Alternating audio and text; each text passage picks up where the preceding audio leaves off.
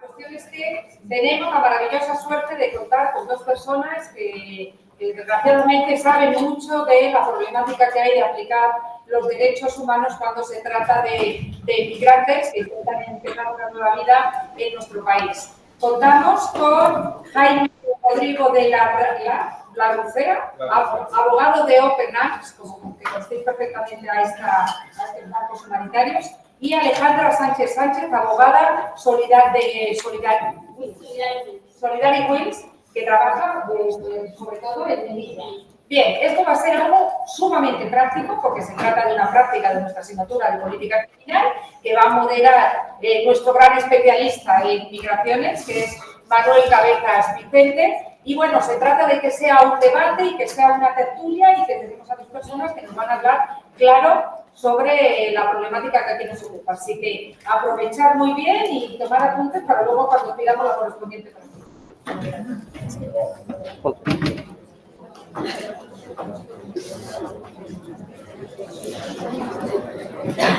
Bueno, chicos, buenas tardes a todos y a todas y gracias por estar aquí. Además de ser una práctica para vosotros, para política criminal, también están online conectados los alumnos del Máster de Derechos Humanos y Migraciones y Diversidad y, por tanto, también van a participar en el seminario. Con esto quiero decir, y sobre todo me dirijo a los que están online, a que no lo veis, pero somos muchísimos ahora mismo aquí en el aula y, por tanto, creo que es mejor que para el turno de preguntas la dejéis escrita en el chat y lo leemos aquí, ¿vale?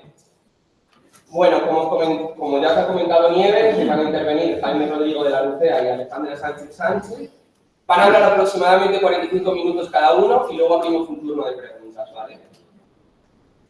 Bueno, os agradezco a todos también que estéis aquí un viernes por la tarde. Tampoco vamos a acabar muy tarde y es bueno ahora también poder tomarnos unas cervezas.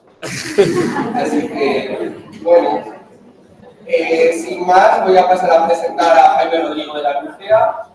Es abogado del Ilustre Colegio de Abogados de Barcelona y profesor de Derecho Marítimo y Seguridad Náutica en la Universidad Politécnica de Cataluña. Es doctor en Derecho y Ingeniería Náutica y coordinador del área legal y Derecho Marítimo de la Facultad Náutica de Barcelona. Además, es presidente de la sección de Derecho Marítimo del Ilustre Colegio de Abogados de Barcelona y secretario general de la Fundación Philippe Costes, donde dirige el Instituto de Estudios de la Plata. Sus estudios se han centrado principalmente en la teoría integral de la seguridad marítima, en la formulación como sistema, el trato justo a la gente del mar y la independencia de la investigación de accidentes marítimos, la adopción en España de un modelo de salvamento marítimo y el salvamento marítimo humanitario, entre otras muchas cuestiones que he podido leer incluso en su página de Wikipedia, para que veáis que es importante. Y aparte de todo eso, como ha dicho Nieves, es el abogado de la ONG Open Arms, que será principalmente sobre lo que nos contará hoy aquí, desde el punto de vista más práctico. Así que nada, Jaime, muchas gracias por estar aquí y cuando quieras tienes la palabra.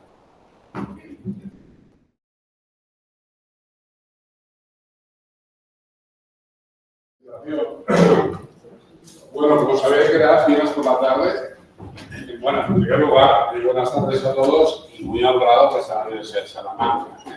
Sobre todo que habéis visto mi currículum, que es bastante marítimo. Entonces, cuando vengo pues, a Navarra, pues siempre me llama mucho la atención, ¿no? También muchas gracias a la Universidad de ¿no? Yo soy beligerante en este tema, es decir, lo digo porque obviamente soy profesor universitario y me gusta objetivizar, analizar, ponderar, pero aquí hay que ser un pelín beligerante, ¿no? Por lo que iremos comentando, ¿no? Vosotros sois más derecho penal que yo he aprendido de la práctica. Yo soy un abogado mercantilista. Yo me dedicaba, pues, comercio internacional, contenedores, salvamento, pero salvando desde el punto de vista mercantil, muy lucrativo.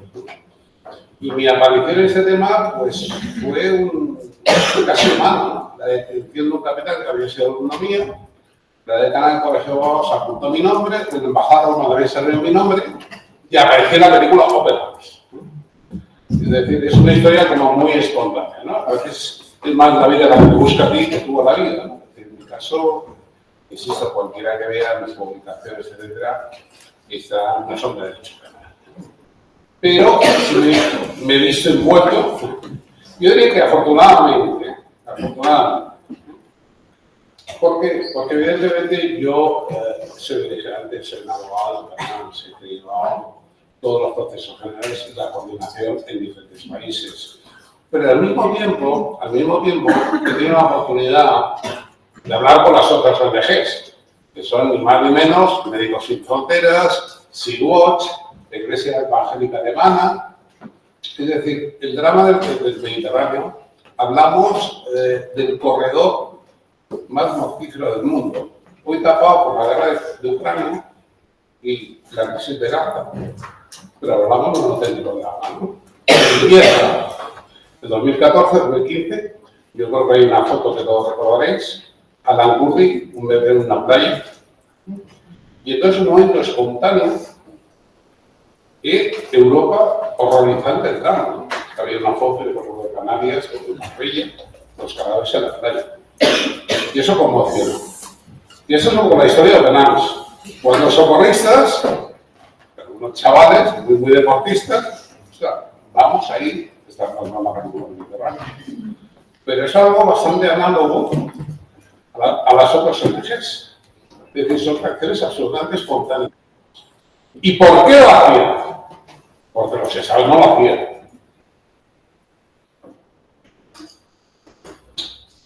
Y aquí empieza un poco la alfomera de mi guión o de disposición, ¿no? Luego comentaré un poco de cómo hay que actuar, ¿eh? Cronológicamente, cosas de profesores. Nos ponemos 2014-2015 en la playa de Alan Kurdi y llegamos hasta 2024. Las ONGs sí han triunfado porque hoy los estados sí hacen. No sabemos si lo hacen bien o mal, pero es que antes no hacían nada. Un drama humano brutal. Podemos pensar que los estados, o sea, no son bien objetivos, no tenían capacidad de respuesta ante una crisis masiva. Estaban totalmente desbordados. Eso se puede entender. Pero no se hacía nada. Veíamos una matanza y nadie hacía nada. Y entonces hay una reacción de la sociedad civil y no solo española. Alemana, especialmente, suiza, italiana. Que yo conocí a la gente, que es una especie humana muy rica, muy viva, ¿no? En la crisis del 2019, ahora hablaré del caso Salvini, como yo creo que antes del verano, estaba con mi mujer, yo creo que hablé con medio humanidad, con el presidente del gobierno, con el embajador alemán, con el capitán que te cuento, con todo el mundo, ¿no? Y entonces, la visión de abogado de una situación crítica, ¿no? Y dentro de la dureza o de la intensidad de la distancia, y pues son cosas únicas, ¿no? Privilegios que a nivel profesional te ocurren pocas veces, ¿no? Entonces, Manuel, ponemos el vídeo un poco de presentación. Es un vídeo que tiene a veces un toque más pequeñano, pero contextualiza lo que hemos comentado.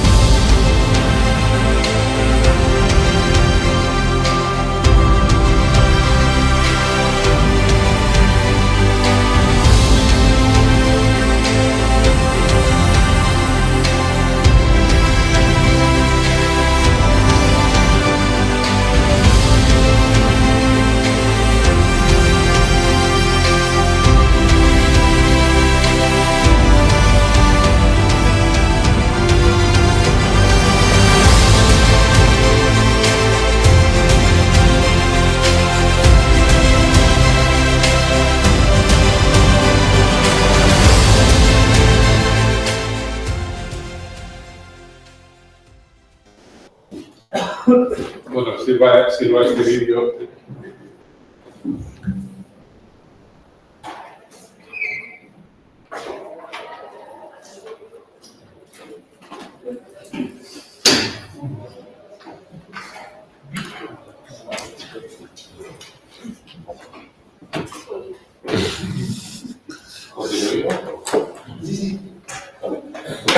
Bien, bueno, yo creo que el vídeo se ve un poco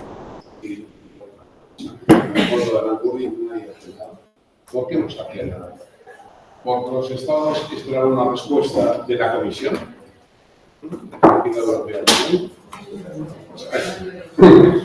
Esperaban una respuesta de la Comisión. De alguna forma, entre unos y otros, la casa sin barrer, ¿no? Es decir, España y otros países tienen que dar una respuesta, especialmente los países del sur de Europa, Italia, Francia, que eran los más afectados. Tiene que haber una coordinación europea, tiene que haber una política europea. Y la Comisión decía, las fronteras es un tema de los estados. Y en ese expediente X nadie hacía absolutamente nada. Y está ese trasfondo de la normalidad. Esto se va a desatar totalmente con la foto de Alan Kurdi. E insisto, ya no solo Open Arms, hablo de Sea-Watch, de un montón de ONGs, Médicos Sin Fronteras, un montón de ONGs que ponen dinero, voluntarios. Médicos Sin Fronteras no quiere barcos, me lo han dicho a mí, lo tienen única y exclusivamente por la crisis del Mediterráneo. Entonces, yo creo que se veía el primer punto de partida, ¿no? Y ahora estamos ya un poco más en el debate jurídico, ¿no? Cuando empezamos, bueno, el chorreo fue morrocotudo. Te vas a un link, yo contestando a la vicepresidenta del gobierno, porque nos trataban como criminales, como delincuentes, una cosa bastante increíble, ¿no? Mirad, España, Italia y Francia han firmado la Convención de Derecho al Mar, han confirmado el Convenio de Salvamento, Búsqueda y Rescate, han firmado el Convenio sobre la bioma en el mar, están publicados en el BOE y claramente imponen el deber jurídico de salvar vidas humanas en el mar, sin tener en cuenta ni su nacionalidad, ni religión, ni raza. Esto es, la vida humana en el mar es sagrada. Estamos hablando de salvar vidas humanas. Y por tanto no entran aquí calificaciones jurídicas. Bueno, yo empecé a explicárselo, pero luego vino la canciller Merkel. Y claramente, y esta nada sospechosa, dijo, no, que no se salvan de vidas humanas en el mar, y luego ya discutiremos en tierra el derecho de asilo, el derecho de refugio y las categorías jurídicas. Bueno, ese es el primer punto de partida, el desconocimiento absoluto de esta España, no digo los funcionarios, por lo menos el gobierno de la sensibilidad del gobierno, ¿no? Oiga, estos convenios no solo ponen una obligación jurídica al capital del público, también se mencionan a los estados. Al estado de pabellón del buque, en el caso de la nación español, al estado de recepción, normalmente de Italia. ¿De qué estamos hablando? Oiga, estos son convenios, son leyes orgánicas, son compromisos internacionales. Bueno, y esto, claro, se dio cuenta que era claro. Los que estamos en la ley éramos nosotros, no los estados. Y de la sorpresa, ¿no? Se queda como un poco, insisto, si se parece un poco exagerado, hay una intervención mía que yo estoy contestando oficialmente al gobierno español. Oiga, no existe permiso para rescatar. En el Código Penal está el delito de omisión de deber de socorro, que seguro vosotros sabéis bastante mejor que yo. Pero en vía marítima hay un deber jurídico clarísimo. Pero insisto, no solo al capital del buque, también a los estados. Bueno, yo creo que con esto ya se familiarizaron un poco. Por supuesto, no pusieron expedientes sancionadores, enseguida se descargaba, ¿no? Pero para no hacerlo muy largo, lo digo porque la posición jurídica correcta era la nuestra y no la del Estado, los diferentes estados. La segunda cuestión ya entramos en los espacios marítimos. Ustedes saben que forma parte del drama que la República de Libia era un estado fallido. Tras el golpe de Gaddafi, un estado prácticamente mafioso, de taifas y una situación de violación de derechos humanos espectacular, de en el país. Entonces, Bueno, nosotros, nuestros barcos, no podían entrar en mar territorial. Mar territorial son 12 millas, más o menos por lado de la costa. La definición es de las líneas de base recta, pero vamos a poner aquí un plan sentido 12 millas. ¿No? Pero hasta las 12 millas, todas las ONGs, por supuesto, que más también, estábamos allá. Empezamos a coordinar y a salvar. Y esto empieza a funcionar. Coordinados por las autoridades italianas. O sea, no está coordinado por unos centros de coordinación y control. Y primera crisis. Salvamos unos niños, aparece una patrulla libia y nos pide que se los devolvamos. Por supuesto, los pobres niños violados, lesionados, heridos, o sea, hechos pure, se niegan alrededor, ¿no? Y el capitán toma la decisión de lo llevó para Italia. En ese momento, el gobierno italiano dice, no, entrégaselo a la patrulla libia. Es un momento que se ha visto desde el discurso en el aire, ese momento de en pleno Mediterráneo en el cual hay un intercambio de disparos. Y entonces, obviamente, el gobierno italiano, la fiscalía italiana, procedimiento penal contra el capitán, es donde aparezco yo. Por supuesto nos detienen en el barco, por desobediencia a las autoridades italianas. Cuando habían sido ellas las que nos habían dicho que teníamos que ir a salvar. Lo que no les gustó es que no devolviésemos a los pobres libios a la patrulla libia. Todo eso en la mar, por supuesto, si fuese mar territorial hablaríamos de. Y, no voy a quedar muy largo, el tribunal nos absuelve, precisamente por el concepto de Libia no es un estado seguro. Quedaros con esta idea porque va a ser muy redundante el discurso jurídico. Puerto seguro, place safety, o país seguro, que es donde estamos ahora. ¿A qué llamamos país seguro, puerto seguro? Primero, que no se su integridad, que se respetan los derechos humanos, que se protege, claro, eso no va a cambiar. Bueno, los jueces italianos nos absolvieron totalmente al capitán, por supuesto, la administración, y esa fue mi primera aparición en escena. Por supuesto, sí tuve cierto apoyo del Estado español en cuanto que el embajador de España, el cónsul de España, estaba conmigo, por lo menos, no en la trinchera, dando apoyo humano y moral, eso es lo que fue de El segundo tema ya es, bueno, hay muchísimos ideas, porque podéis imaginar que en Operación se ha salvado unas 70.000 vidas humanas. 70.000.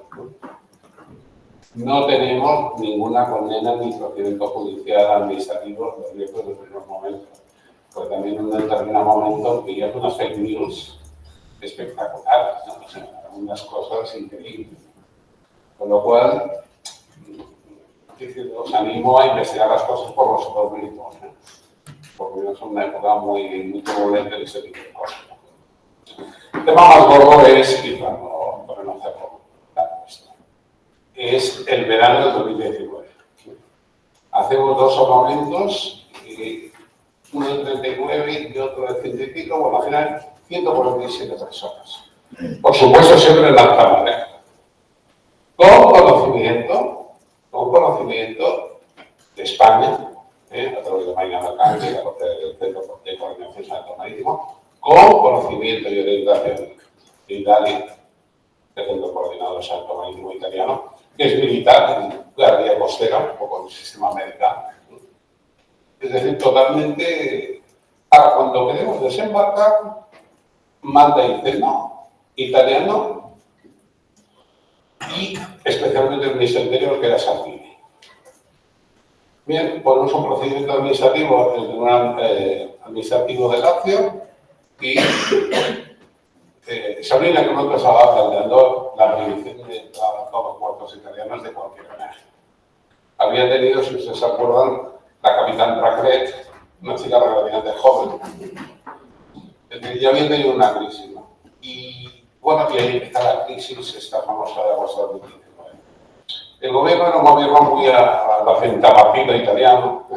La ministra de Defensa, que defendía la guerra costera, ve la sentencia y dice, por supuesto, plato adentro y liberamos a los refugiados y ya luego sigue el trámite jurídico, asilo, refugio y demás. Pero Salvini era el ministro del Interior y tenía la Guardia di Finanza, una división administrativa italiana, como podemos tener ahí, y nos prohibió totalmente la entrada en cuerpo. Esto se produjo durante 20 y tantos días. Hasta que la Fiscalía Italiana, estoy hablando del 23, el 24, y el juez de Lazio inmediatamente convoca a todo. Ese es el origen de la prevaricación, para los que lo sigan, del procedimiento penal actual contra Salvini. Os he de decir, bueno, yo espero la sentencia, espero además soy muy optimista con la sentencia, para el 20 de diciembre. O sea, realmente dentro de poco, lo podéis seguir bastante bien. La otra cuestión es que la Fiscalía ya ataca. La Fiscalía, yo digo que es más cañera que nuestros abogados italianos, mis queridos compañeros y mis letrados italianos. Me veo más representado por el fiscal, o por los fiscales, casi que por los nuestros, ¿no? Y además los españoles nosotros y ¿qué quiere decir con esto? Que el fiscal lo que dice es, oiga, por muy ministro que sea usted no se puede pasar por el foro de una sentencia. Aquí hay mandato judicial. Y el presidente del gobierno en ese momento y la ministra de Defensa dijeron que iban a cumplirla. ¿Cuál es la defensa de Salvini? Yo protejo a Italia. Usted protege a Italia. Todo este tipo de personajes ególatras y megalómanos se intentan, yo protejo. Para colmo los colmos, como sabéis o habéis visto en las películas, en los tribunales italianos, en unas letras gigantescas, la legge è uguale per tutti. La ley es igual para todos. Lógicamente, usted, el ministro era el principal obligado. ¿Qué quiero decir con esto? Que quitar el reproche penal, que en el fondo me da igual, no sé qué pena será, pero yo soy no, y les pido por corrupción. Pero en el proceso, en el momento en que está, mucho me creo que Salvini se ha condenado por un delito de prevaricación, que por otro lado le digo, no hay que ser un super especialista en penal, cualquier juez de instrucción del pueblo lo lee, porque es grosero. Él no lo niega, pero yo soy más un protector de la República de Italia, y bueno, las sentencias de los jueces me respetan. Ese es el penal. Bueno, yo creo que esta sería una primera general overview, una visión panorámica de los principales problemas que se han encontrado las ONGs, ¿no? Yo creo que todas, de Médicos Sin Fronteras, de Iglesia Evangélica Alemana, bueno, hablamos de ONGs muy blancas, muy inocentes, ¿no? ¿Cuál es el problema? Vayamos ahora un poco al punto de vista analítico, objetivo. Papi ha dicho al principio, ¿cuál es el problema? ¿Por qué no se dejaba de separar a la gente? Y ahí quizá Alejandra me ayudará mucho más. Que una cosa es el salvamento marítimo que al Estado español le costó entender que hay una obligación jurídica en el derecho al mar por varios convenios que había regresado a Siria. Pero ¿cuál era el problema de fondo? Que no estaba bien atado con el sistema del SECA, de asilo europeo, el famoso reglamento Dublín III, que en el fondo es el famoso germen o el embrión del famoso Pacto de Asilo e Inmigración de 2020 a 2024, que se traduce de forma muy simple y muy sencilla, que no nos aclaramos los errores. La solidaridad y poner el himno de la alegría está muy bien, pero cuando tenemos que formalizar, a pesar que, como todos ustedes sabrán, yo iba a ser un poco rebelde, ¿no? Lo he dicho el Papa también, es decir, Europa es una sociedad muy vieja, necesitamos emigrantes. Merkel, sin más ni menos, acogió, regularizó 1 millón de una batalla. Como los alemanes son muy listos, los cogió médicos e ingenieros. Lo hizo muy bien. España recientemente, y prácticamente con el apoyo unánime del Parlamento español, se han regularizado 500.000. Y solo un partido europeo. Pero es que el gobernador español actual es Pablo Hernández Cos, nada sospechoso, no hablamos de tierra ni cosas raras. En España necesita 23 millones. Es decir, se interfiere un poco el debate político con el debate analítico. Nosotros necesitamos emigrantes, pero ya no solo por solidaridad. España es un país de emigrantes, sino por razones de orden pragmático, no tenemos natalidad. Y lo que no hay política de control de fronteras, por eso es todo dinero del mundo.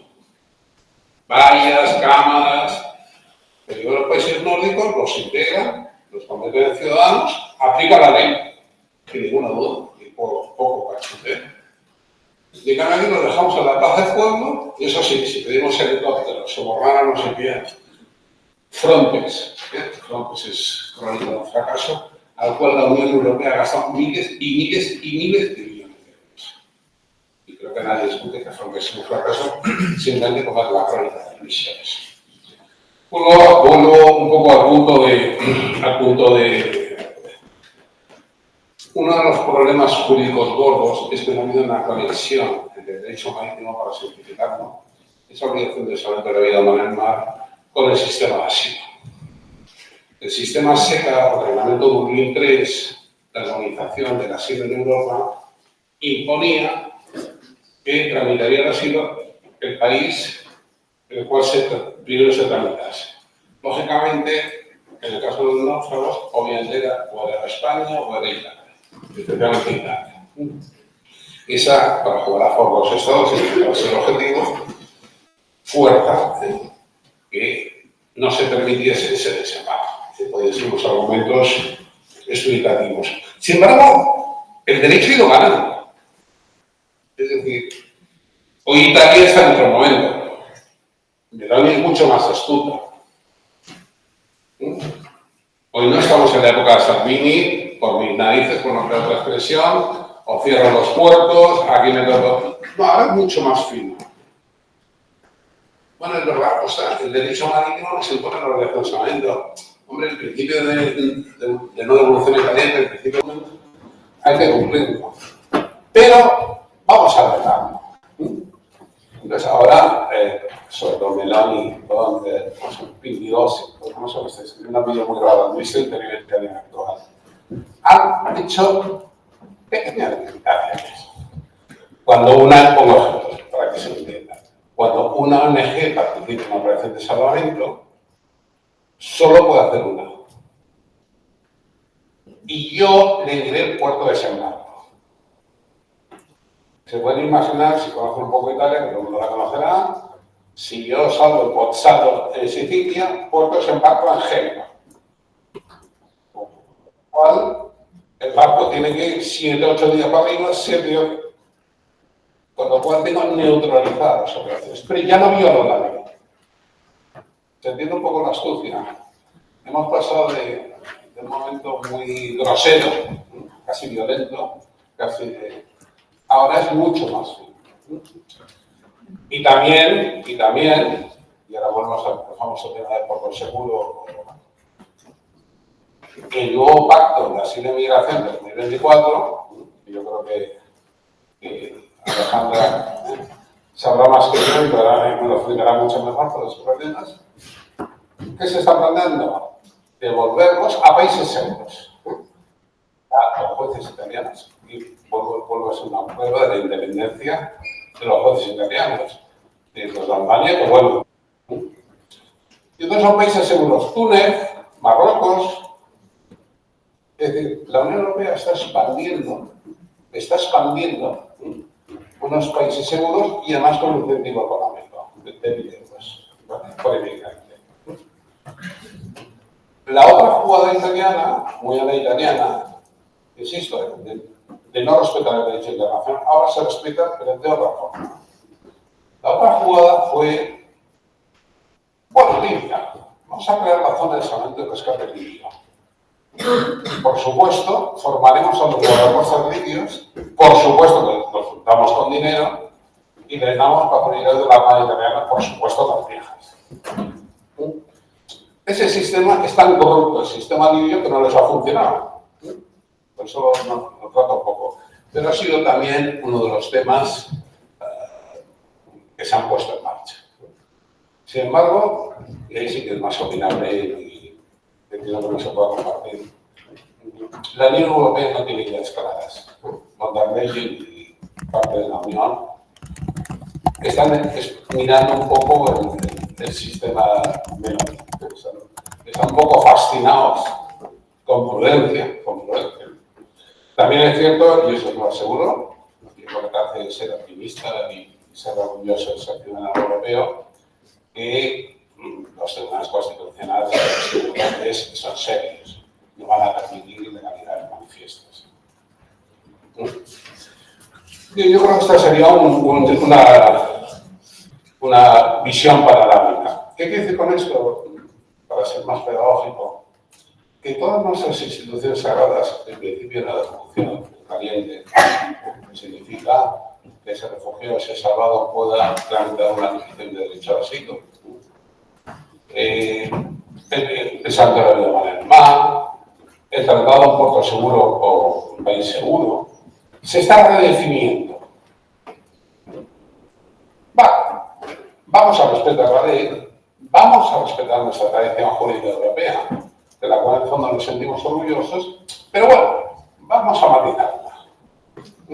Estamos en un momento de realineamiento, de darle a la vida. Y al principio lo hacen en caliente, el Tribunal de Justicia Europeo, bueno, la conducta culpable, que entra en las vallas de Melilla, no creo que sea nada. Empiezan a entrar otras cosas.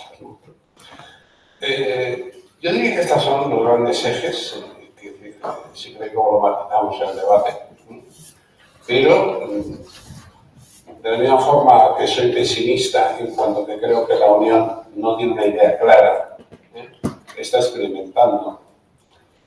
Sí, también es cierto que se pretende preservar una tradición jurídica humanitaria. La Convención Europea de Derechos Humanos, la Carta Social, y que los jueces y tribunales funcionan.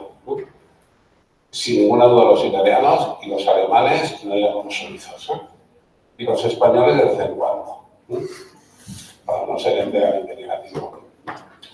También animados, ¿no? Es decir, bueno, me dicen que sois brillantes penalistas o que casi todos sois penalistas, ¿no?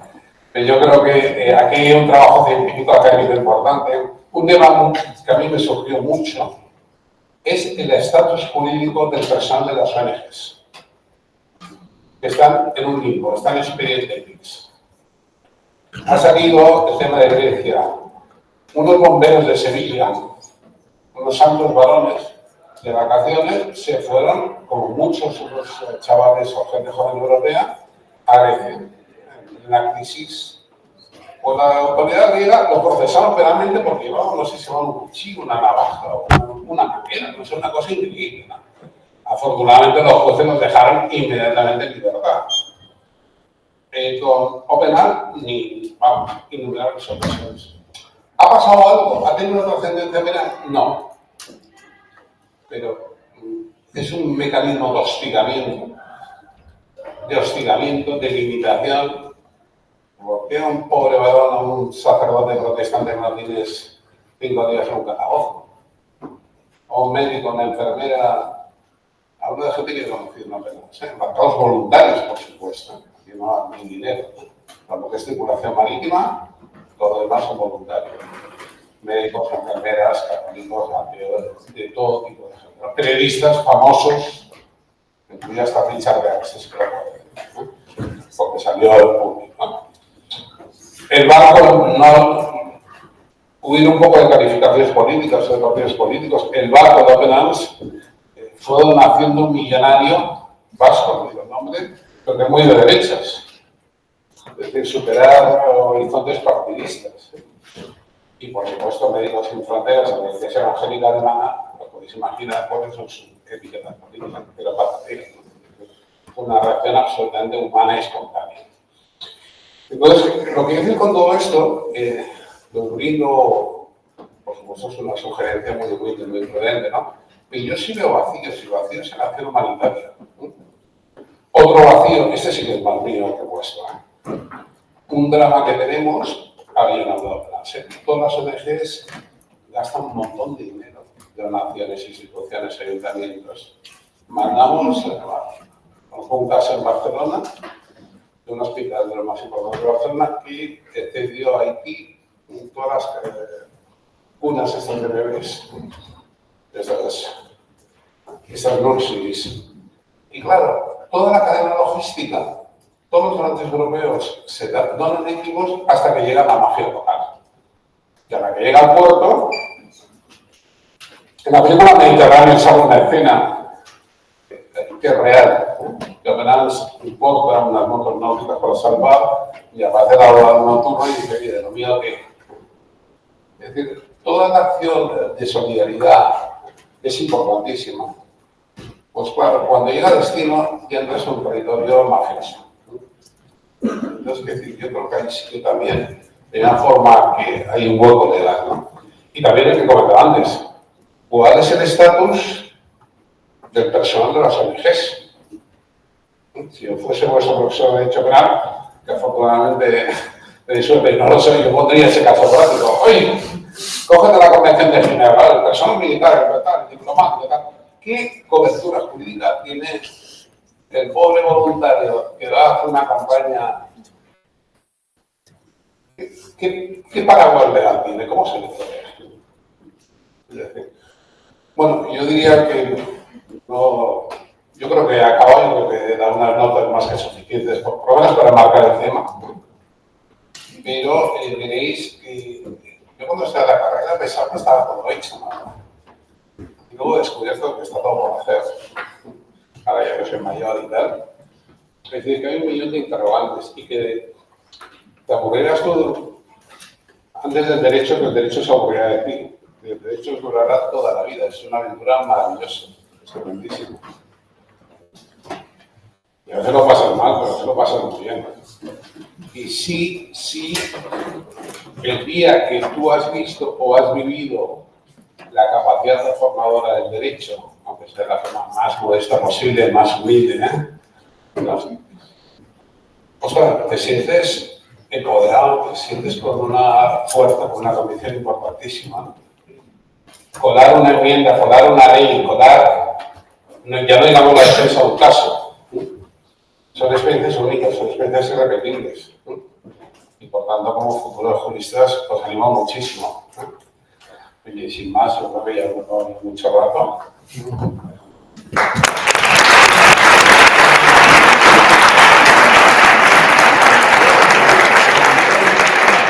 Muchísimas gracias.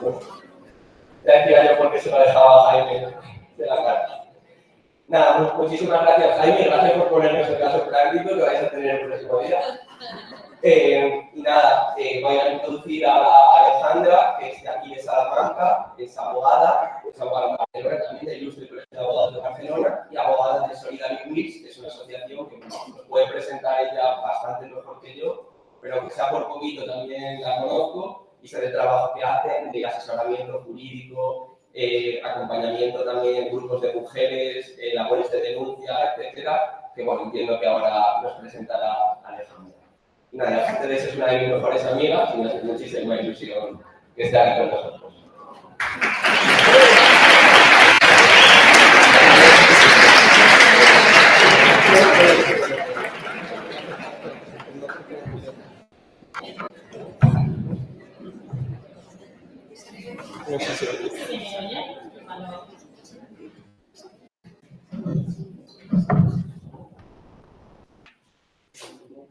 No sé si yo creo que sí se me escucha, ¿no?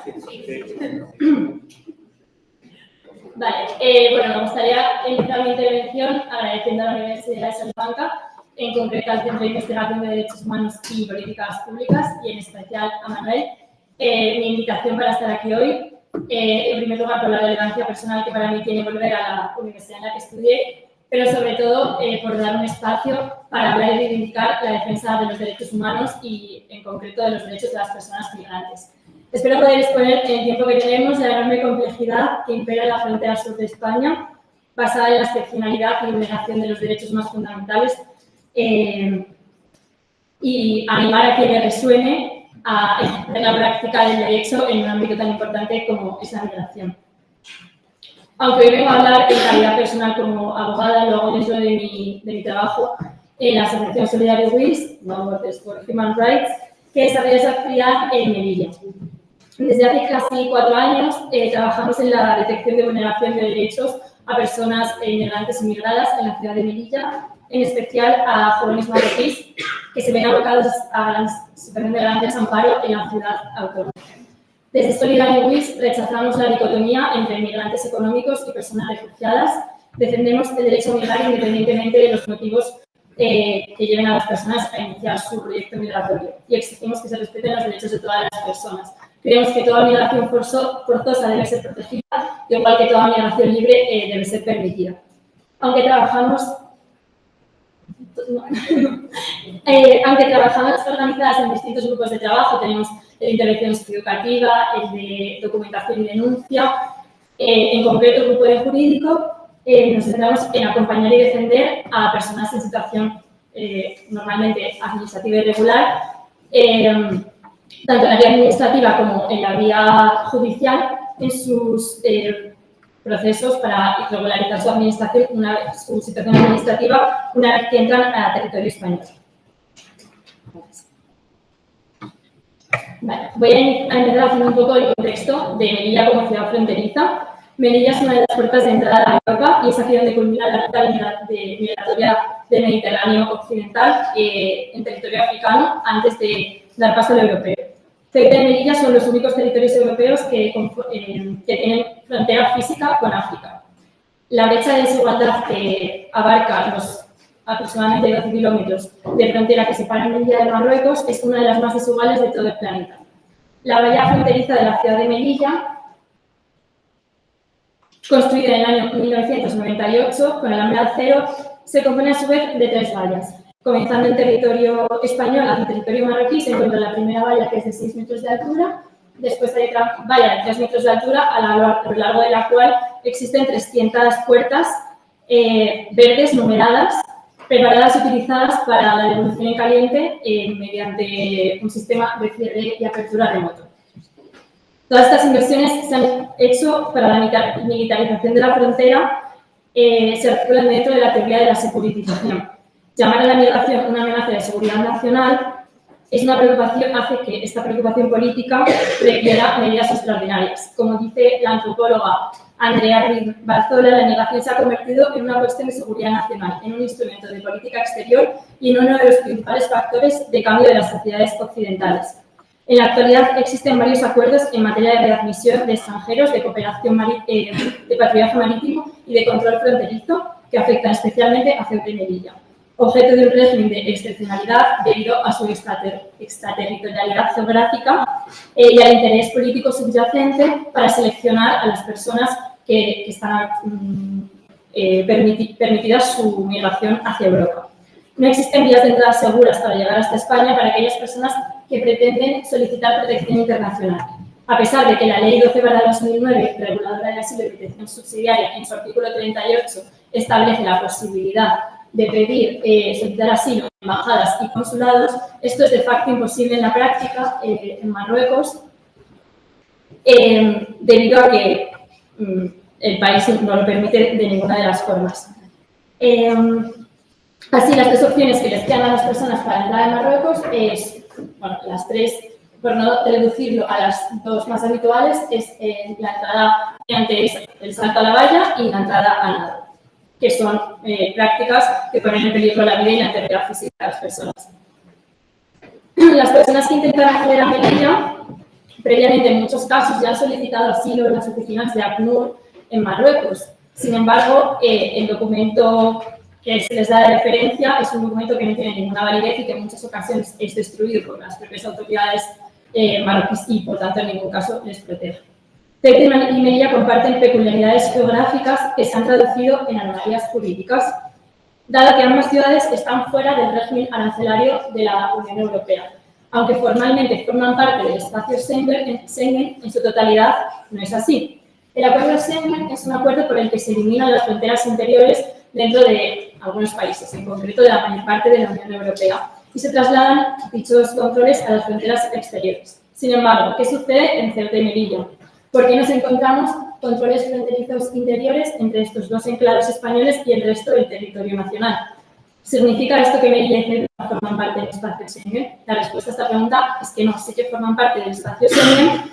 Sin embargo, hay una excepcionalidad que está contemplada en el propio convenio de 1990, en el que se menciona la excepción para los ciudadanos residentes en las ciudades de Tetuán y de Nador, de la extensión de un visado para entrar en Melilla y en Ceuta durante el día mientras no permanecen. ¿Esto qué significa? Significa que las personas que viven en Tetuán y en Nador, que hacen frontera con las dos ciudades, pueden entrar solamente, o podrían entrar solamente enseñando el pasaporte sin necesidad de solicitar un visado. Esto fue hasta la pandemia COVID-19, después de la cual hubo un cierre sin precedentes de las fronteras que no se volvieron a abrir hasta el 18 de mayo de 2022 y esta extensión de visado se eliminó. Es decir, actualmente esto ya no impera. Bueno, aquí tenemos un mapa que se ve un poco cómo están situadas porque muchas veces parece que Ceuta y Melilla están una al lado de la otra, pero están bastante lejos. Esta frontera interior entre Melilla y el resto del territorio español produce que muchas personas que residen desde hace años en Melilla, incluso muchas de ellas han nacido en Melilla y han vivido allí toda su vida. Lo que pasa es que en España la normativa dice que cuando tú naces en territorio español vas a adquirir la nacionalidad de tus padres. Entonces, si tus padres son personas en situación administrativa irregular, pues tú heredas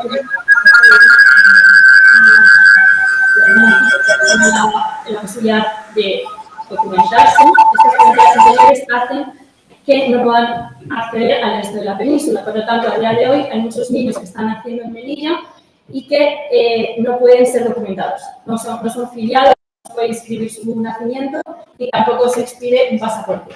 Esto es porque en España, o sea, en Melilla, no hay un consulado marroquí y, por tanto, no pueden viajar a la península para acceder a un consulado marroquí donde sacar esta documentación, ni tampoco pueden regresar a Marruecos sin garantías seguras de que van a poder regresar posteriormente a su casa en Melilla. Vale. Para entender un poco cómo es la relación entre estos dos países, en concreto en este enclave tan peculiar que es Melilla, de la relación histórica de Marruecos. España y Marruecos mantienen desde hace años una relación de calma tensa atravesada por una historia de colonialismo.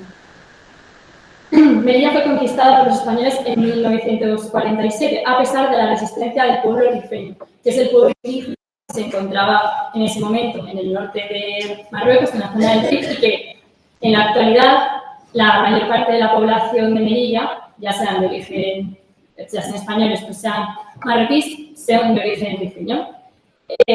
A pesar de la independencia de Marruecos, proclamada en 1956, estas dos ciudades permanecieron bajo el control español.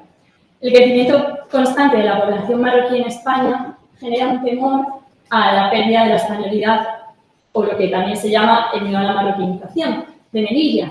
Esto tiene su efecto en cuanto a restricción de derechos con el llamado, mejor dicho, efecto llamada, que es un poco la excusa de la que se sirven las autoridades para limitar los derechos en la ciudad y no respetar los derechos humanos, un poco diciendo como que si documentasen a las personas en Melilla, si permitiesen como que estas personas de origen marroquí accedieran a los derechos, pues iban a venir todos, cosa que actualmente es imposible a no ser que salte la valla o entrenado porque ya no existe la extensión de visado que comentaba anteriormente. Después de esta relación un poco tensa de los últimos años, hasta 1991, en el que firman un tratado de amistad, buena vecindad y cooperación. La tensión latente siempre entre los dos países se ha visto aumentada a medida que la Europa fortaleza ha ido externalizando sus fronteras y dándole el poder a Marruecos para controlarlas. Desde la entrada en la OTAN de España en 1982, la Unión Europea en 1986, después se construye la valla de Ceuta en 1998, la valla de Melilla en 1996 y, por último, se aumenta la altura de la valla en 2005. Han sido muchos acuerdos entre ambos países que han tenido un impacto directo tanto en la arquitectura fronteriza como en el control y tratamiento de los tantos, y en ningún momento bajo el respeto de los derechos humanos, evidentemente. El ejemplo más claro fue el tratado que España y Marruecos firmaron a finales de marzo del año pasado, No he ido pasando las imágenes, ¿vale? Todas las imágenes que he traído a la presentación, o la mayor parte, son imágenes que desde el equipo de Solidari, en su labor de documentar, pues hemos ido recogiendo. Vale. Como decía, un acuerdo que hubo el pasado año, en el mes de marzo, provocó como resultado la instalación de los denominados peines en la valla, que es esta estructura que veis aquí, para impedir aún más pues, el salto y el acceso a Melilla. El Estado, lejos de proporcionar medidas legales y seguras que garanticen condiciones dignas y que protejan el derecho a migrar, perpetúan violencia tanto física como simbólica en los cuerpos de las personas migrantes. Estas violencias son el resultado de las políticas de externalización y securitización de la Unión Europea, que se materializan en varios acuerdos con los países vecinos, en este caso Marruecos, pero también, por ejemplo, Mauritania. Son políticas que convierten en la ciudad de Melilla y también de Ceuta en ciudades excepcionales que actúan como continuidad de las estrategias de Marruecos y terceros países para seleccionar la migración que va hacia España y Europa. Estos son más pocos de la valla, que tenemos un repertorio. Una aproximación breve al concepto que comento de externalización y securitización de las fronteras, que creo que sí que es importante y relevante. La securitización de las fronteras es el despliegue de todas las medidas, tanto militares, políticas como económicas, para luchar contra una supuesta amenaza al Estado, ¿no? No existiría la migración no existiría el concepto de migración sin el concepto de Estado-nación, que se ha construido a nivel social antropológico. Esta es la respuesta de la Unión Europea ante una situación compleja como es la migración, que ahora se entiende como un problema de seguridad en vez de como una cuestión humanitaria, gestionándola con un despliegue de militarización, privatización y control de los flujos migratorios. La externalización, por su parte, la llamamos a aquellas prácticas llevadas a cabo por los Estados con el objetivo de desplazar las fronteras a aquellos territorios donde pueda ser determinante para frenar la llegada de estas personas, así como en los países del norte global se han eliminado prácticamente todas las fronteras políticas. Estos mismos países intervienen gran cantidad de dinero a través de acuerdos y de pactos para que los países del sur global creen, dibujen e intensifiquen el control migratorio en las fronteras existentes. Este régimen de impunidad y vulneración de derechos humanos, tanto a nivel nacional como europeo, lleva esperando muchísimo tiempo. Vale. En múltiples ocasiones, el Estado español vulnera la ley y los derechos, llevando a cabo las denominadas devoluciones en caliente, de las que después hablaremos con más calma, que son expulsiones a personas migrantes sin acceso a los procedimientos debidos, como puede ser la resolución por escrito, la observancia de las circunstancias personales, etc. En estos casos no se realiza la correcta identificación y evaluación de las particularidades. Este hecho es especialmente grave cuando las personas que intentan quizás son menores, personas potenciales solicitantes de asilo, víctimas de trata, mujeres embarazadas. Las devoluciones, en el caso de los y las menores, incumplen el convenio de los derechos del niño que España ratificó en 1990 y que, a pesar del dictamen de dicho Comité contra España, donde se condenan estas actuaciones de devolución de menores sin garantizar su derecho a bien superior del menor, han sido y siguen siendo empleadas por las fuerzas y cuerpos de seguridad del Estado. Recientemente, una sentencia condenó la delegación del Gobierno de Ceuta por la devolución de 57 menores sin procedimientos, sin llevar a cabo un estudio pormenorizado de cada caso, vulnerando, como digo, el derecho al interés superior del menor, el derecho a ser escuchado y el derecho a la no devolución. Frente a la imposibilidad de acceso mediante vías legales y seguras, las personas que intentan quitar el territorio español por Melilla, como comentaba antes también, sobre todo a partir de la pandemia, se dividen entre entradas por la valla o entradas a nada. Para situar un poco y que pueda ser comprensible sin haber estado en Melilla, he puesto un mapa con los lugares de acceso más habituales por los que se suele cruzar. Por un lado, el perímetro fronterizo, si lo veis bien, se extiende así a lo largo, son, como decía, 12 kilómetros de valla y hay 4 puestos fronterizos. He señalado el puesto fronterizo de Manuel, arriba en verde, y el puesto fronterizo de Barrechino, que parece un verde partido, muy mal escogido con claro. Que he puesto esos dos en concreto porque después vamos a estudiar 2 casos de intento de salto que se han dado pues en los últimos años. Después, bueno, tenemos el mar, el puerto de Melilla, el puerto de Beninsar, que está aquí, ya en el lado marroquí, y la frontera de Beninsar. El puerto de Melilla también es relevante porque en él lo que sucede es que las personas que ya se encuentran en el territorio español, sobre todo los jóvenes marroquíes que no han podido acceder a regularizar su situación administrativa, muchos de ellos porque son menores y quizás no quieren entrar en los centros de protección que existen en la ciudad, pues porque sus condiciones pues, de habitabilidad son bastante desfavorables y en muchas ocasiones no documentaban a estos menores. Entonces, en el puerto lo que hacen es la práctica del riesgo, que como su propio nombre indica, son prácticas que ponen en riesgo la vida de las personas que se llevan a cabo por la ausencia de vías seguras y que consisten en colarse en los camiones, en los bajos de los camiones, que después van a los ferries para poder llegar a la península y allí sí que quizás dirigirse a un centro de protección en el que saben que van a respetar sus derechos.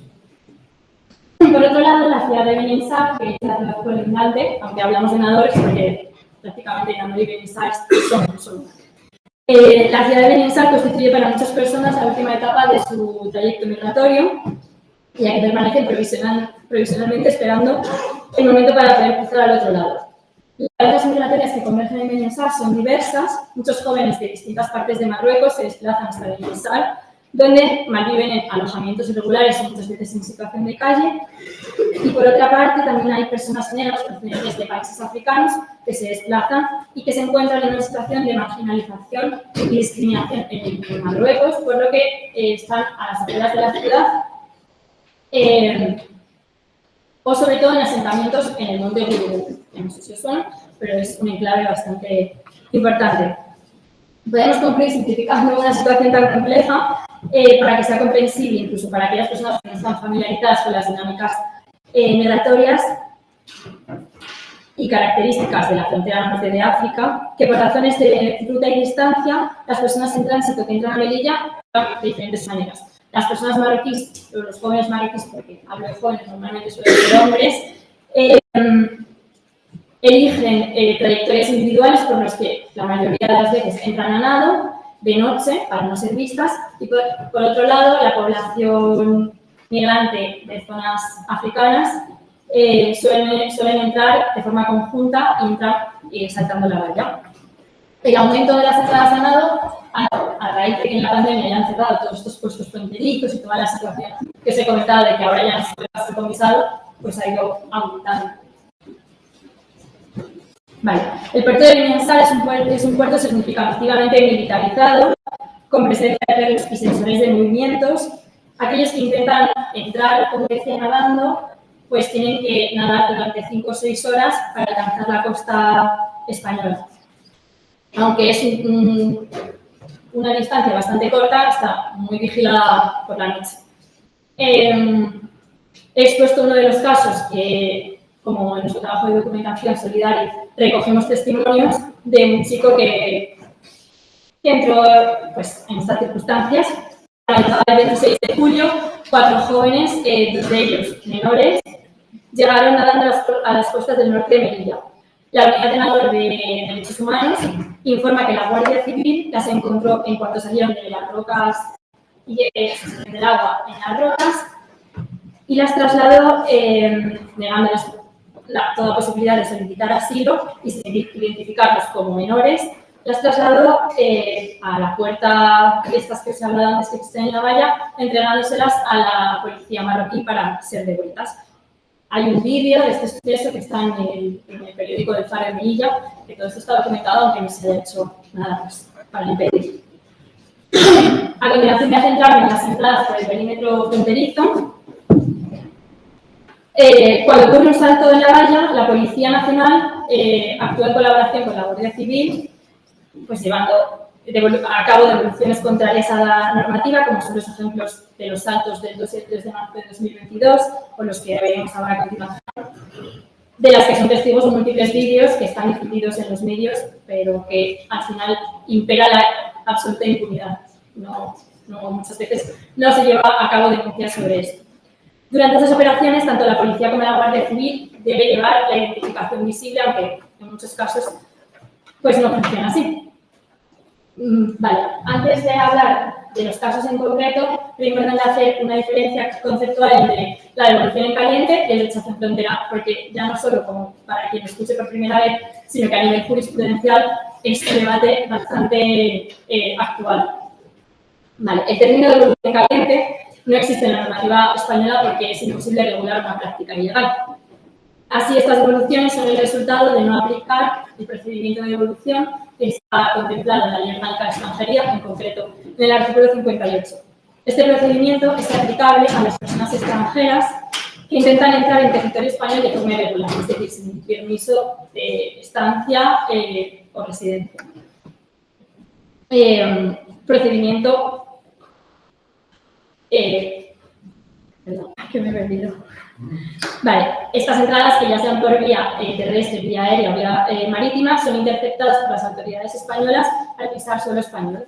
Las devoluciones en caliente es, como comúnmente se llama, a la acción de repatriar en ese mismo momento en el que ya se pisa territorio español a estas personas sin aplicar las garantías del procedimiento, como puede ser la asistencia jurídica, la asistencia de un intérprete o la resolución motivada y por escrito de las razones por las que esta persona tiene que ser devuelta. Según la legislación internacional y de la Unión Europea, una vez que las personas migrantes han cruzado la frontera española, el deber de los agentes españoles es acompañarles para el registro de las posibles solicitudes de asilo, mientras que la aplicación del principio de no devolución y la prohibición de la tortura tienen prohibido devolverlas a las fuerzas marroquíes. Aquí es una foto de las puertas que os comentaba antes. Voy pasándolo.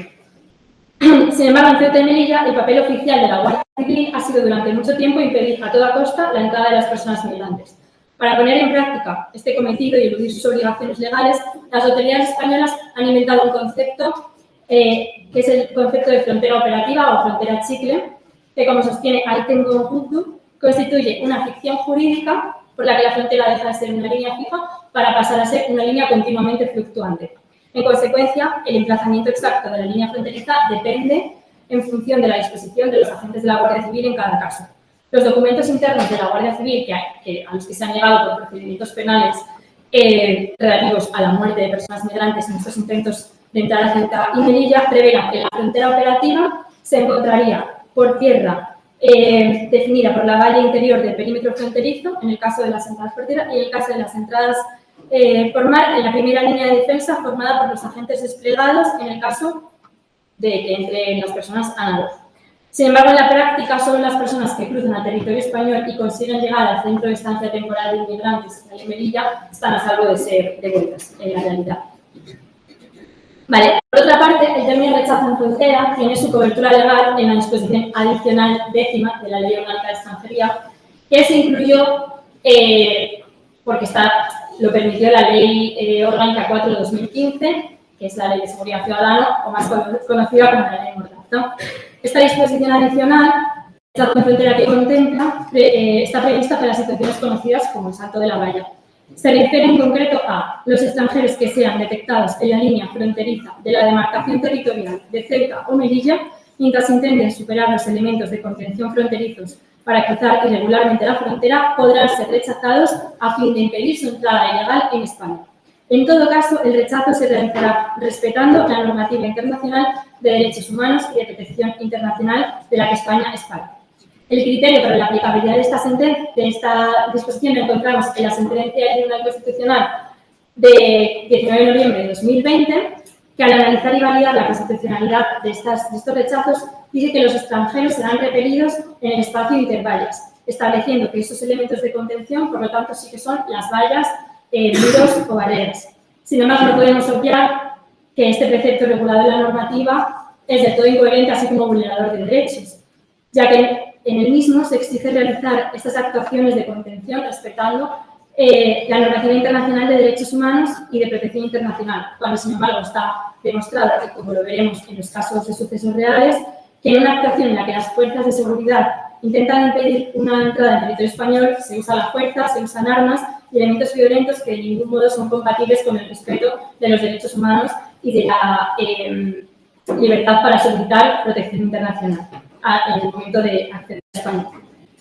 Es relevante hablar de una reciente sentencia del Juzgado Contencioso número 2 de Ceuta, que viene a raíz de un caso que judicializaron unas compañeras nuestras que están en la asociación Money Kitchen en Ceuta, por precisamente un caso de varias personas migrantes que entran a nada en Ceuta, llegando al territorio español, es decir, pisando el territorio español, y siendo trasladados a la Comisaría Fiscal y de Fronteras, para posteriormente trasladar a estas personas a la frontera de Tarajal, que es como en Ceuta lo que es Beninsar en Melilla, y se procede a su entrega a las autoridades marroquíes. En esta sentencia se dice concretamente que esto han sido devoluciones en calientes porque las personas han cruzado a territorio español, diferenciándolo así de los rechazos en frontera, que se dan cuando estas personas, pues, en el momento, como comentaba antes, están intentando sortear estos elementos de contención, es decir, la valla, pues con violencia se impide que puedan cruzar. Vale, uno de los casos son las devoluciones en caliente por el puesto fronterizo de Beninsar en mayo de 2021. El 18 de mayo de 2021, un grupo de 300 personas en movimiento, en su mayoría procedentes de la África subsahariana, intentó entrar en Melilla por el dique sur, que es esta imagen que tenemos aquí, que es el eslabón más alejado de la frontera que entra al mar, que divide el puerto de Beninsar con la costa de Melilla. Consiguieron entrar en este salto 86 personas, entre ellas una mujer. El comunicado de prensa de delegación del Gobierno respecto a ese día dice: más de 300 personas procedentes de África subsahariana intentaron entrar a la ciudad, pero gracias al dispositivo antiintrusión desplegado por la Guardia Civil, en el que también participó la Policía Nacional, y gracias a la colaboración de las fuerzas de seguridad marroquíes, se logró impedir el acceso a la ciudad a más de 200 personas. Lo que el comunicado de la delegación del Gobierno no dice es el método que utilizaron para denegar con éxito este acceso. Muchos de los integrantes del grupo fueron rechazados violentamente desde la frontera por la Guardia Civil, que utilizó porras para impedir y limitar esta entrada de personas por el dique sur. Desde Solidarity Wheels, que estábamos allí, se grabaron imágenes de un grupo de entre 10 y 20 personas que, una vez dentro del territorio español, fueron conducidos por una furgoneta de la Guardia Civil hacia una puerta de la valla que se encontraba a 200 metros del lugar en el que habían entrado, y allí fueron devueltas a las fuerzas de seguridad marroquíes. Esta operación de expulsión se produjo 2 veces a lo largo de la noche y, según la Asociación de Derechos Humanos marroquí de la ciudad de Nador, se devolvieron en torno a 40 personas que fueron expulsadas. Desde Solidarity Wheels afirmamos que había sido imposible que la policía realizase una evaluación individualizada de la edad y de las condiciones de su derecho a solicitar asilo, dada la violencia y la rapidez de la operación. Este tipo de expulsión forzosa, rápida, que no tiene en cuenta las circunstancias personales, es ilegal en el derecho nacional e internacional. Como agente de rechazo en frontera, pues en el puesto fronterizo de Marihuana, que lo situaba en el mapa, en mayo de 2021 hubo varios intentos de entrada. El 21 de mayo, un numeroso grupo de personas se concentró en el lado marroquí de la ciudad de Marihuari, mientras que las fuerzas de seguridad españolas se concentraron en el lado melillense. Vecinos de un barrio de Melilla, llamado La Cañada, que son estas imágenes que se ven aquí, vieron como los vecinos de Marihuari intentan saltar la valla este viernes 21 de mayo, mientras la Guardia Civil utiliza gases lacrimógenos para disuadir a los que saltan la valla. Las fuerzas de seguridad españolas respondieron a estos intentos con los llamados mecanismos antiintrusión, que se traducen en la práctica en que las autoridades llegan al punto de acceso y, mediante armas como pueden ser los gases lacrimógenos que comentábamos o el gas pimienta, intentar evitar esta entrada, apoyándose a menudo por helicópteros que vigilan la zona desde aquí. Vale, por último, el caso de la conocida como masacre de Melilla, que ha sido uno de los acontecimientos que ha provocado más muertes a lo largo de los últimos años en las fronteras europeas y que se da precisamente en la frontera de Melilla el 24 de junio de 2022. El 24 de junio de 2022, alrededor de 2.000 personas, en su mayoría de origen sudanés, trataron de cruzar la frontera entre España y Marruecos por el puesto fronterizo de Barrechino. Tras la intervención de las fuerzas de seguridad, tanto españoles como marroquíes, se calcula que al menos unas 37 personas fueron asesinadas y en torno a unas 76 personas desaparecidas. La policía española devolvió al menos a 470 personas, según lo que ha determinado la investigación del Defensor del Pueblo. Durante horas, cientos de personas heridas permanecieron en el puesto fronterizo sin recibir ningún tipo de asistencia sanitaria, a pesar de que había una ambulancia de la Cruz Roja que estaba a pocos metros de distancia, pero que no se pidió en ningún momento que interviniera. En el lado marroquí, las ambulancias no llegaron hasta 2 horas después de todo lo sucedido. Algunas de las personas heridas permanecieron allí durante 10 horas sin recibir ningún tipo de asistencia médica. Posteriormente, alrededor de 500 personas fueron trasladadas, una vez que ya fueron devueltas al territorio marroquí, fueron trasladadas en autobuses a zonas remotas de Marruecos, donde fueron despojadas de sus posesiones y abandonadas allí. Ante la ausencia de investigación como medida para esclarecer los graves hechos por parte del Gobierno ocurridos el 24 de junio, con el objetivo de apoyar las reclamaciones de verdad y justicia para las víctimas y sus familias, Borden Forensics, en colaboración con el IDIA Centro de Derechos Humanos y la Asociación Marroquí de Derechos Humanos, junto con otros actores de la sociedad civil, tanto de un lado como otro de la frontera, ha llevado a cabo una contrainvestigación que ha durado aproximadamente 1 año. En esta investigación se detallan los hechos de ese día de forma cronológica. Según esta investigación, a las 9:30 de la mañana, las fuerzas de seguridad marroquíes cruzan al lado de la frontera española con el permiso de las autoridades españolas y comienzan las devoluciones en caliente organizadas conjuntamente por la policía marroquí y la policía española. Las personas migrantes devueltas, que ya se encontraban heridas ante esta intervención, son de nuevo golpeadas. Entre las 9:30 y la 1:30 se procede a un linchamiento y formación de sendas filas de cuerpos dentro y fuera del puesto fronterizo. Esta imagen no es de ese momento, sino de días posteriores con los supervivientes de la masacre que estuvimos en el centro de estancia temporal y, pues, un poco a nivel denuncia de la situación, hicieron como una ejemplificación de lo que había sido ese día. Después, a las 3 de la tarde, es cuando se produce la salida de los autobuses que desplazan a estas personas que ya habían sido devueltas a Marruecos a zonas muy alejadas de allí. El 24 de junio no fue ni una excepción a las políticas migratorias ni una tragedia natural inevitable. El 24 de junio, como todas y cada una de las muertes ocurridas en la frontera sur, son consecuencia directa de las políticas migratorias europeas y españolas y, por tanto, tienen responsables.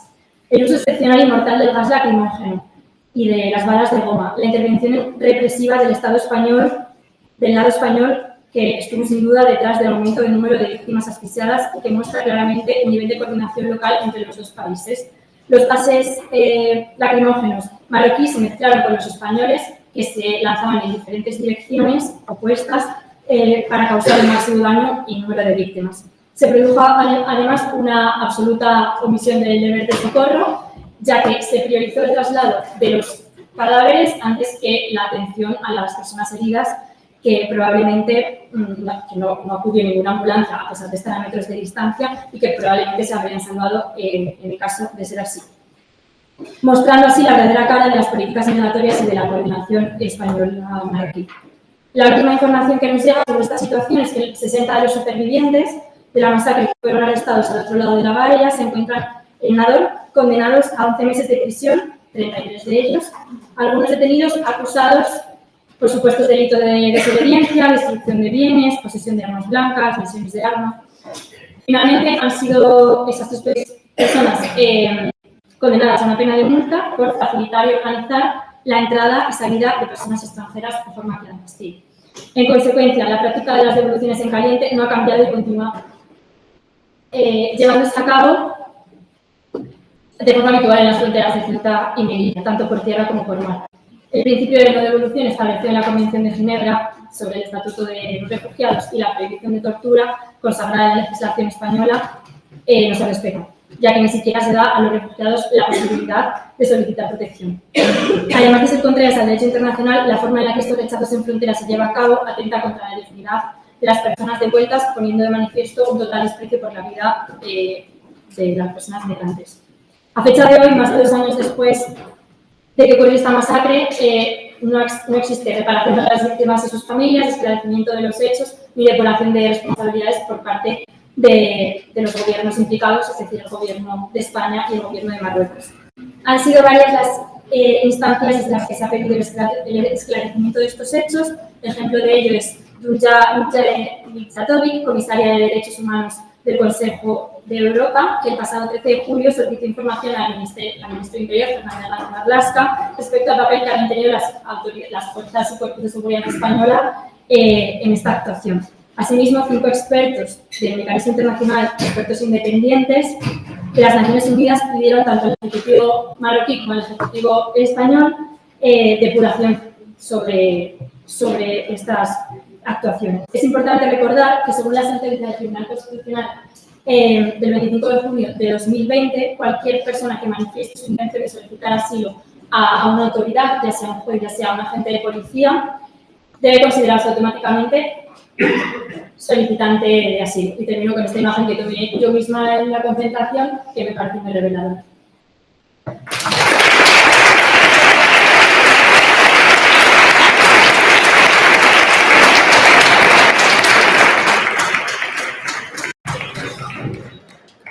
Vale, muchas gracias, Alejandra.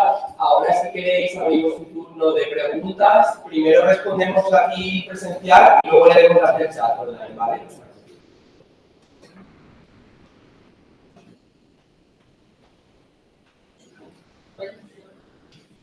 Vale, así lo fuerte porque no llevas micro sonido. De lo que habéis dicho, de la corrupción transparente, ¿hay alguna gente que diría que ha sido causada por nada? No, se abrió una investigación por la Fiscalía de España y, como comentaba también el defensor del pueblo, pero se han archivado todas, por eso la contrainvestigación de estas asociaciones. No. Hay un comentario que era lo que no quiero entrar en el uso del jurídico, pero se ha corregido porque el Tribunal de Justicia Europeo ha dado una cobertura legal por la conducta culpable.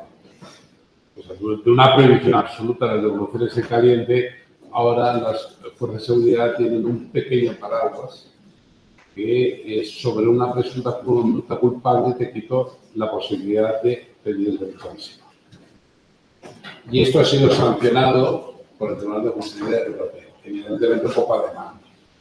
Y por eso hablaba yo antes de que se está reorientando los principios clásicos del derecho social europeo y el derecho humano europeo. Estamos haciendo una relectura, pero relectura imitativa.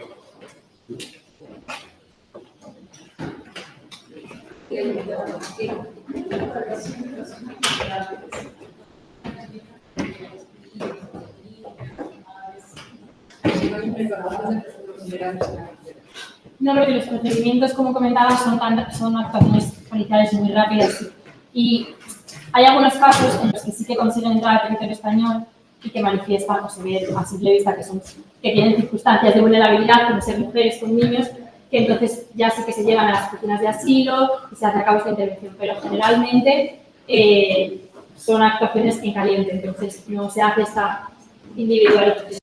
¿No se me escucha? A ver.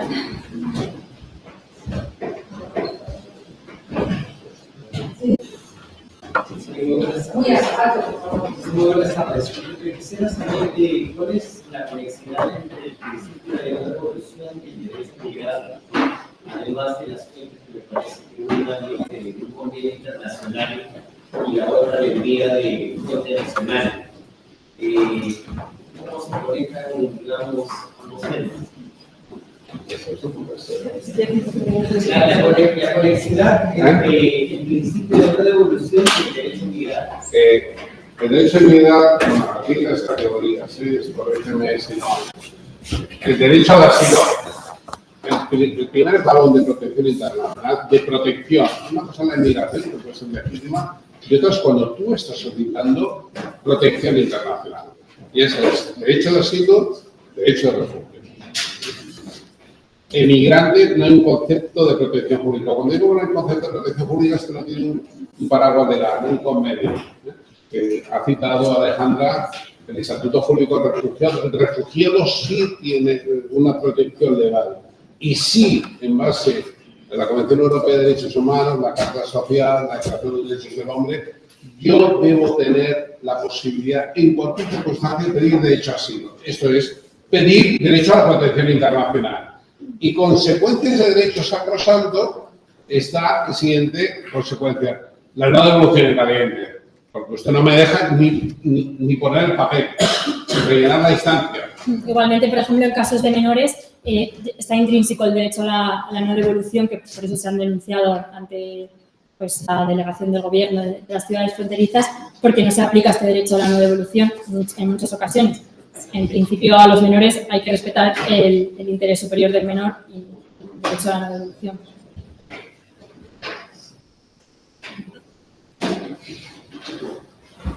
Buenas tardes.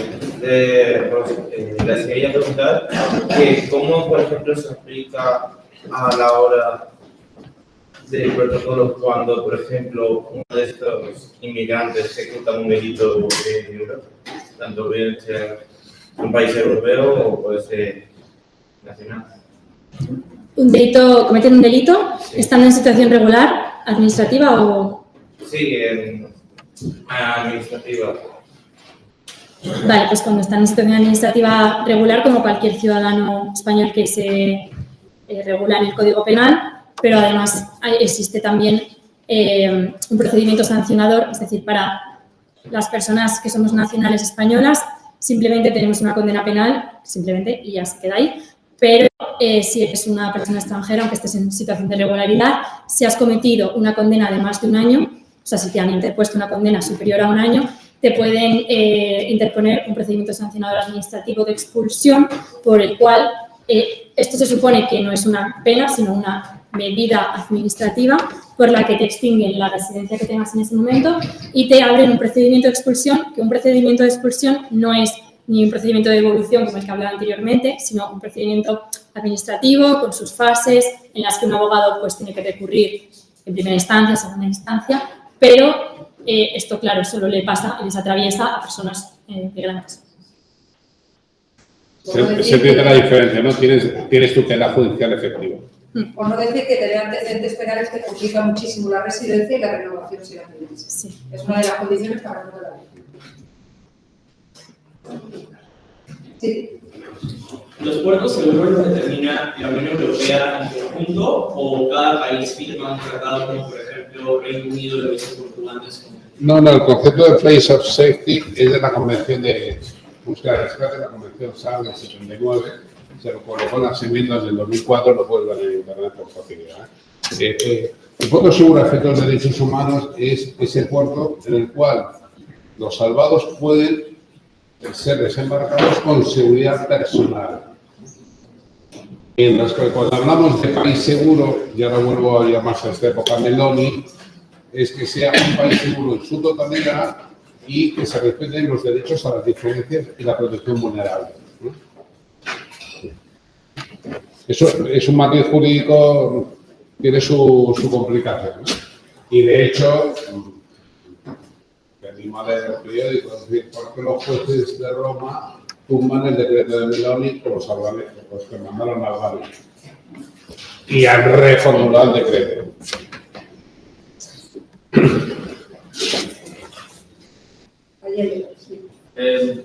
Con lo que nos habéis contado, ¿se podría considerar que tanto el Estado de Marruecos como el Estado español han cometido crímenes contra los derechos humanos? ¿Y es previsible que alguno de los dos experimente algún tipo de consecuencia, tanto con el Estado español como el Estado de Marruecos? Sí, claramente han perpetrado un crimen contra los derechos humanos. Ya no solo... Yo no llego a tanto, afín. Es decir, yo distinguiría la responsabilidad del responsable político, del funcionario con instrucciones, involucrar a todos los españoles mucho. Claro, en este caso tampoco se sabe esta actuación que llevan a cabo las fuerzas y cuerpos de seguridad, pues si viene en coordinación con el ministerio, si es algo que estas personas de forma individual. Si es previsible que se abran consecuencias, a mí me gustaría pensar que es posible denunciar este tipo de vulneraciones, pero en la actualidad no hay ningún procedimiento abierto. Yo te contestaría que nada fuera del derecho. Ningún funcionario, ningún militar, ningún policía está obligado a cumplir una orden manifiestamente ilegal. Ninguno. Y decir que el Estado español no ha cometido crímenes es como si dijes que la República de Italia, una cosa es el chalado de Salvini y otra la República de Italia. Y no digamos los jueces o la Fiscalía o la sociedad. Esto hay que ser muy cuidadoso, ¿no? Hay que ser... Y de hecho, lo que te comentaba antes, el invento este de la conducta culpable es porque sabemos que estamos haciendo algo que no estamos del todo convencidos. ¿Hay alguna pregunta online? Online tenemos una pregunta de Ana María Caldas Botero. ¿Cómo se complementan y articulan los servicios de la cooperación con los actores de gobierno y en línea con otros países de la Unión Europea para aquellos que buscan continuar sus procesos migratorios en otros países de la región? Puedes volver a repetir la primera parte. Vaya a repetir, ¿no? ¿Cómo cooperan los actores gubernamentales? Principalmente, ¿cómo cooperan los actores gubernamentales y en el seno de la Unión Europea igual? Bueno, yo voy a contestar parcialmente a esto y supongo que Alejandro me ayudará y más gente, ¿no? Unos problemas que teníamos... Sí, unos problemas que se habían planteado, como yo decía, ¿por qué las autoridades italianas con los puertos no quiero estos pobres que hemos salvado? Porque, de acuerdo con el SECA, el reglamento 2003, me van a pedir a mí el derecho de asilo. Y unos problemas técnicos que había en la Unión Europea es que las normas de asilo no están armonizadas.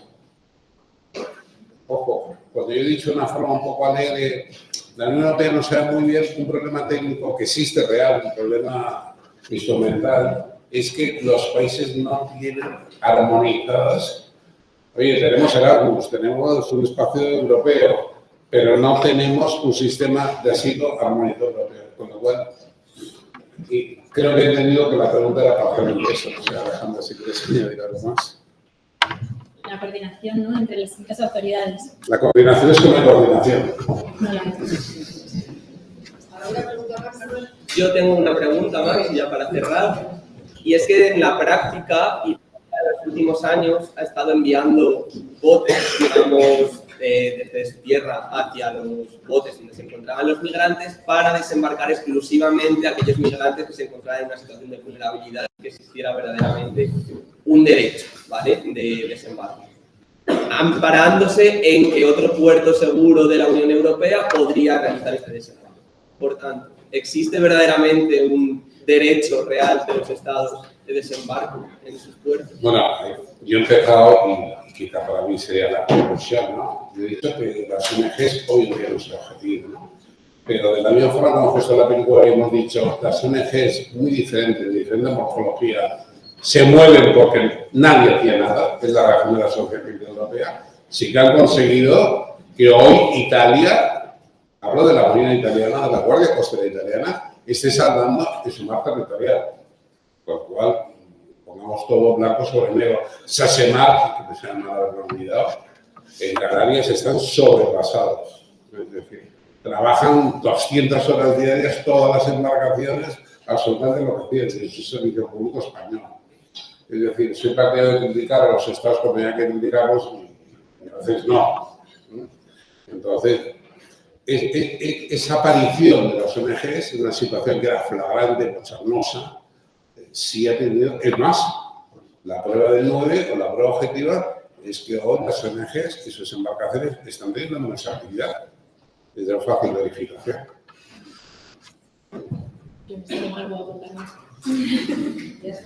Oye, un placer, ¿eh?